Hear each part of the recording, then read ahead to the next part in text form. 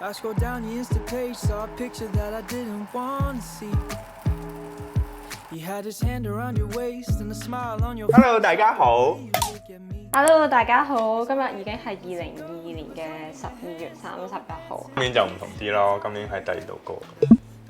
所以咧，今日咧我哋都會出去倒數嘅，因為想出去逼下。但係咧，我哋應該就唔會去 Marina Bay 啦，因為太多人。咁今日呢條片咧，最主要就係想同大家回顧下我哋嘅2022年啊。2022年應該係我人生中變化得最多嘅一年咯，亦都係最忙嘅一年。今年就過咗嚟新加坡啦，跟住又開始拍 YouTube 啦、返工啦，好多時候咧啲時間都好似唔夠用咁樣咯。In case 大家第一次睇我哋嘅 channel， 介紹下先，我哋就係一對香港嘅 couple 啦，跟住過咗嚟新加坡做嘢咁樣。大家有睇開我啲片咧，應該都係知道我係過嚟新加坡 working holiday 先，之後再留喺度做嘢。但係咧，我好似係從來都冇同大家講過點解我會過嚟新加坡 working holiday。嗰陣時咧，我哋兩個拍拖啦，一直都相安無事嘅，一直都喺香港。去到後期咧，佢成日枕住咧借啲耳同我講話，你覺得去新加坡做嘢好唔好啊？咁樣，因為我嗰陣時都冇當係咩一回事啦，話要去第二個國家做嘢，即係咁易俾你去到咩？跟住之後佢都 keep 住咧，又灌輸我呢個資訊咯，即係去新加坡做嘢好唔好咧？即係遲啲可能會過去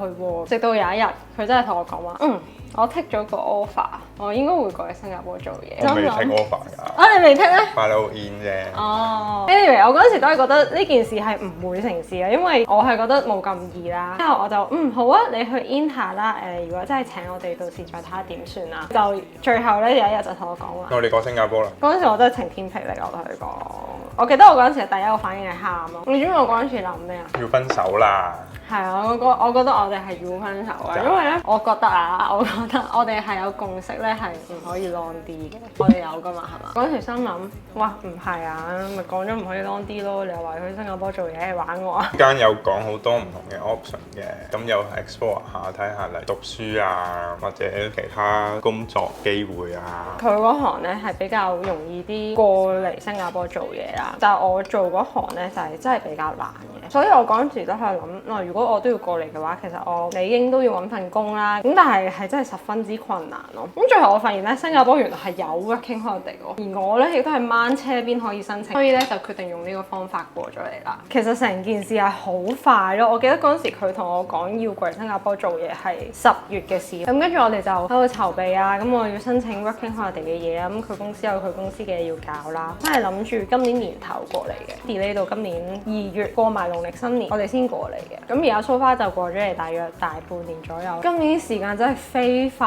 咁樣過咯。其實我哋係兩個嚟新加坡之前咧，我哋都係未嚟過新加坡嘅。因為我哋第一次嚟新加坡就係 long stay 咁樣咯。咁對於呢個國家都好唔熟悉啦。你知啦，人生路不熟，跟住身邊又冇朋友咧，所以咧我頭1個月過嚟咧，其實我都係長期都係 keep 住 sad 定狀態咯。有冇匿埋喺房度喊啊？咁又冇，嗰陣時候未有工返啊嘛，跟住又周圍頻撲啊去 interview 咁樣，但係好多時候都係失敗啦。跟住我就會覺得究竟我過嚟做乜咧？係咪要返香港咧？跟住佢又忙喎，因為佢係其實喺香港已經開始做緊嘢啦，跟住過到嚟又 keep 住做嘢咁樣，係得我一個好似吊吊揈咁樣啦，冇乜嘢做。咁呢個時候咧就會懷疑自己嘅生存價值啊，究竟喺度做乜嘢啦？咁但係 OK 啦，之後又揾到屋啊，又揾到工啦，開始返工，有返自己嘅圈子就會好啲咯。搬咗過嚟之後咧，養咗章魚園啦，跟住覺得所有嘢都係同我預期之中嘅發展係差唔多嘅，唔單止係我哋啦，我覺得好多人今年都移民㗎嘛，無論去邊個國家都好啦，可能佢哋啱啱去到未適應嘅時候，都係同我一樣會 keep 住 sad 定嘅狀態咯。特別係未建立到自己嘅生活圈子嘅時候。係啱啱過嚟嗰陣時喺酒店咁樣，你都 keep 住揾工，閂埋房門喺度 interview 啊嗰啲嘅時候，有時都唔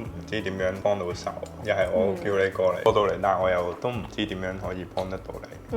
因為大家都知道啦，新加坡嘅 working holiday 咧，如果你係香港大學畢業嘅話咧，佢係會批半年俾你嘅。咁所以我係淨係得半年嘅時間係由 working holiday 轉做 work pass。我過嚟之前咧，我覺得唔係啲咩大問題嘅。咁但係你作為一個外國人嘅身份喺呢個國家揾工咧，就係一件十分之困難嘅事咯。第一，我唔係嗰啲咩專業人士啦。第二，人哋見到你個 working holiday visa 咧，其實好多都唔制嘅，因為佢哋會覺得你冇諗住喺度 long stay 啊，或者你都唔係一個好好穩定嘅人咧，佢就唔會請你啦。第三啦，因為佢哋要幫你 issue work pass 啊。雖然 working holiday 呢個 visa 咧係可以即係俾你合法地工作嘅，咁如果你要翻長工嘅話咧，佢最後點都好咧，佢都要幫你 issue 一張即係正式嘅 work pass 啦。而呢個 work pass 咧係有 quota 嘅，咁唔係每間公司都有足夠嘅 quota 啦。就算佢想要你，咁但係因為佢冇 quota 申請呢個 work pass 咧，最後都係唔成事咯。我喺揾工呢個步驟入邊花咗好多時間咯。我2月過到嚟啦，4月先有 offer 咯，即係我揾咗2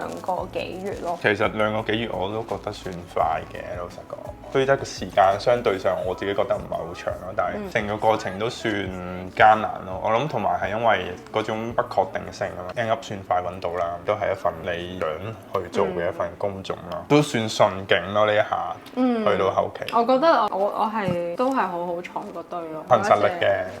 係啊，少少啦，少少實力啦，好多都係好彩嘅。其實我過嚟之前咧，一直都好掙扎。Working holiday 呢半年係不確定噶嘛，你唔會知道結果係點，亦都唔會知道過到嚟揾唔揾到工咯。直到我有個 friend 同我講，我 friend 係同我一樣大嘅，咁但係佢已經生咗小朋友啦，咁所以佢諗嘅嘢咧同我有少少唔同。佢就同我講話，其實你唔應該 focus 呢半年會唔會對你將來揾工有幫助，你應該 focus 喺呢半年你人生經歷嘅嘢咯。半年又即係如果喺個 CV 啊各樣，其實我覺得未必係一件好大件事嘅，老實講。咁如果你話有一啲工係因為 working holiday 又好，其他原因咁半年冇做到嘢而唔請嘅話，咁我覺得嗰份工未必係份適合嘅工咯。係咯，同埋人生嚟講，我覺得半年又未係一個好大件事啦。仲要咧，佢之後加多咗一句話，我就算想都冇得好似你咁想去就去，而家有小朋友咁樣咯。佢就覺得我應該把握當下嘅機會咯，唔好諗咁多，唔好擔心咁多先做咗先算。我而家諗翻起咧，我成個人生咧根本就係我做每一個決定都係賭博嚟嘅咯，試下先咯，唔算點知啫。你有冇啲咩唔適應嘅地方啊？最開頭我同啲同事啊朋友講嘅都係話，因為我本身嗰個語言都自覺有啲障礙啦，咁用國語嗌嘅時候咧，咁就未必嗌得到。有時嗰個人都會叫翻我，你用翻廣東話同我講啦咁樣。How about you？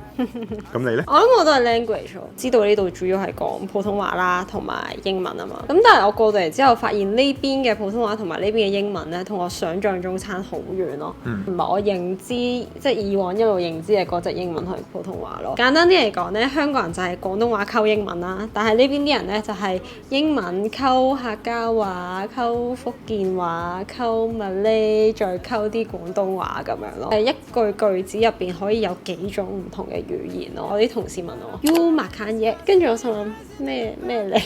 咩意思啊？MAKAN 啊，makan 係解食飯咁，即係佢哋問我食咗飯未咁樣。其實呢啲係佢哋經常會用到嘅用語咯，但係佢唔係英文嚟嘅，佢應該係 Malay 嚟嘅。如果我冇記錯嘅話，我到而家我都係仲係學習緊咯。仲有一個地方我唔慣咧，就係呢邊好多嘢都要排隊咯。佢哋個排隊文化係好勁喎。但係最明顯可以睇到咧，就係我平時翻工 lunch hour 嘅時候咧 Hawker Centre 咧，基本上所有檔口咧，你都要一定要排隊。嗰條隊有陣時係長到轉咗2個彎，啲人都會繼續排嘅喎。同埋唔係淨係食飯先有呢個情況咯。我哋上次咪去 Christmas Wonderland 嘅，俾我嘅感覺咧都係去排隊影相，排隊影相，變咗我入去好似就係為咗排隊影嗰張相咁樣咯。咁係呢邊啲人會比較願意花時間，我諗全世界都係啦，唔係淨係新加坡啦，應該多人排嘅就等於好食咁樣啦。初頭咧我哋會掉頭走嘅，但係後尾咧我都有嘗試排下啦，條隊長啲嗰啲嘢咧，好似係真係好食啲。Next， 你有冇後悔過到嚟新加坡呢？一定有啲唔如意嘅嘢，有啲開心，有啲唔開心嘅事情發生啦。我頭1個月有後悔呢個念頭嘅，頭先都有講啦，我長期都 keep 住 sad 地咁樣，又冇工返咁樣。